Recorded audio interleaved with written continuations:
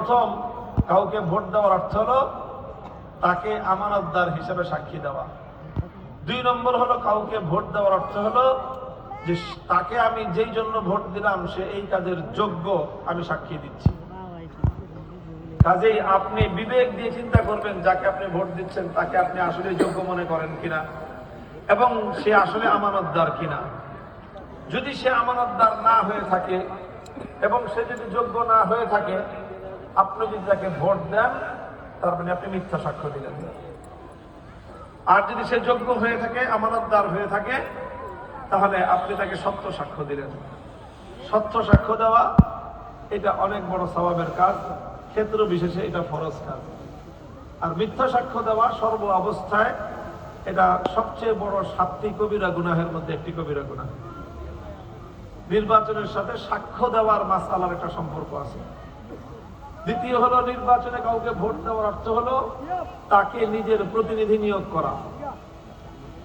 তো যে যাকে প্রতিনিধি নিয়োগ করবে, প্রতিনিধি যা কাজ করবে সব কাজের দায় তাকে বহন করতে হবে।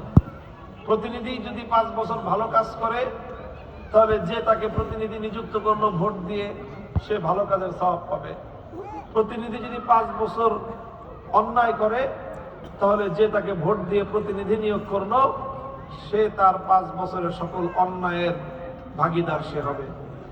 যেমন কিয়ামত পর্যন্ত যত হত্যাকাণ্ড হবে, সমস্ত অন্যায় হত্যাকাণ্ডের ভাগীদার হবে আদম আলাইহিস সালামের প্রথম সন্তান, বড় সন্তান কাবিল। এটা হাদিসের ভাষ্য। কেন? কাবিল কি কবর থেকে উঠে এসে খুন করে? তাহলে সে সমস্ত খুনের গুনাহ তার কাঁধে কেন যাবে? লিআন্নাহু আউওয়ালা মান সান্নাল কাতলা ফিদ দুনিয়া। কারণ পৃথিবীতে সর্বপ্রথম সেই অন্যায় হত্যাকাণ্ডের এই সিস্টেম মানুষকে শিখাইছে সে।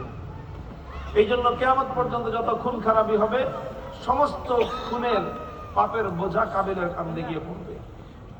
তো ঠিক তদ্রূপ যারা এমন কাউকে ভোট দিবে যে ভোট পেয়ে অন্যায় করবে, পাপের কাজ করবে, গুনাহের কাজ করবে, ইসলাম বিরোধী, কোরআন বিরোধী কোনো আইন সমর্থন করবে, কোনো আইন তৈরি করবে, এমন লোককে ভোট দিলে সে তার 5 বছরের যাবতীয় অন্যায় অপকর্মের দায় ভোটদাতাকেও গ্রহণ করতে হবে। কাজেই এই হিসাবে ভোট প্রদান করা এটা কোনো তামাশার বিষয় না, এটা কোনো আবেগের বিষয় না, এটা কোনো রাগ ক্ষোভের বিষয় না, এটা কোনো ব্যক্তিগত প্রেম প্রীতির বিষয় না।